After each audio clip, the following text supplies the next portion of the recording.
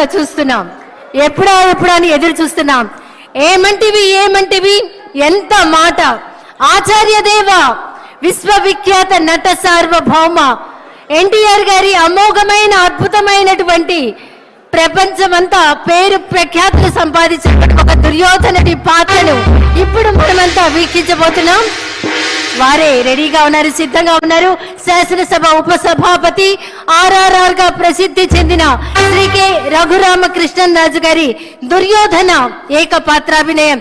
ఒక్కసారి మనం ముందుగానే కర్తాళ ధ్వనులు అందిద్దామా సార్, ప్లీజ్.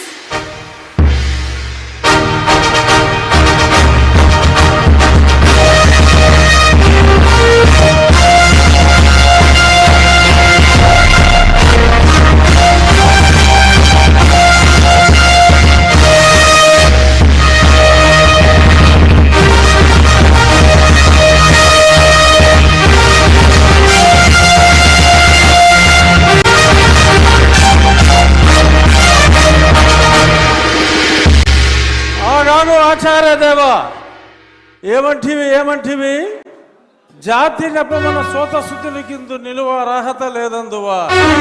ఎంత మాట.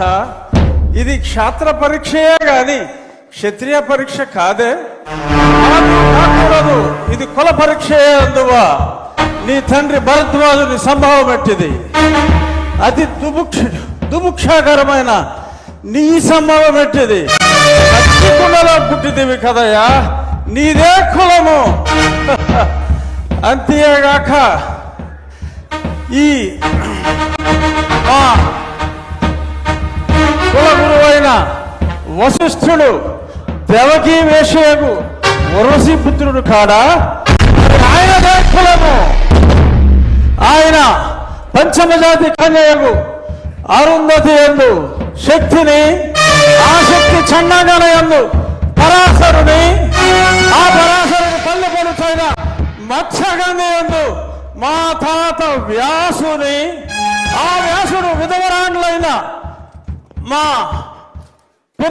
పితామహి అంబికతో, నా తండ్రిని పితామహి అంబాలికతో, నా పినతండ్రి పాండురాజును, మా ఇంటి దాసితో ధర్మ నిర్మాణ సరుడని మీ అందరితో కీర్తించబడుతున్న ఈ విదురదేవుని కనలేదా? నాతో చెప్పిందేమయ్యా.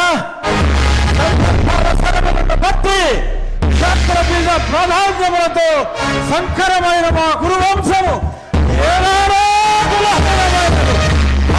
లేదు కులము వ్యర్థవాదములందరూ.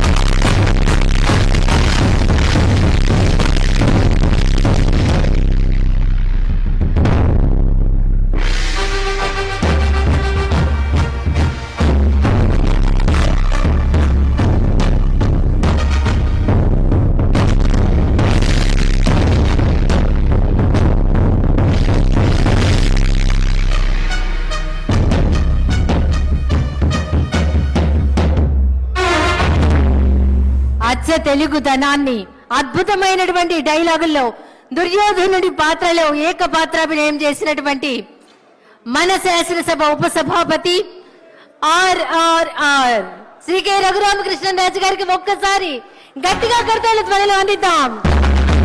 అభినందనలు సార్.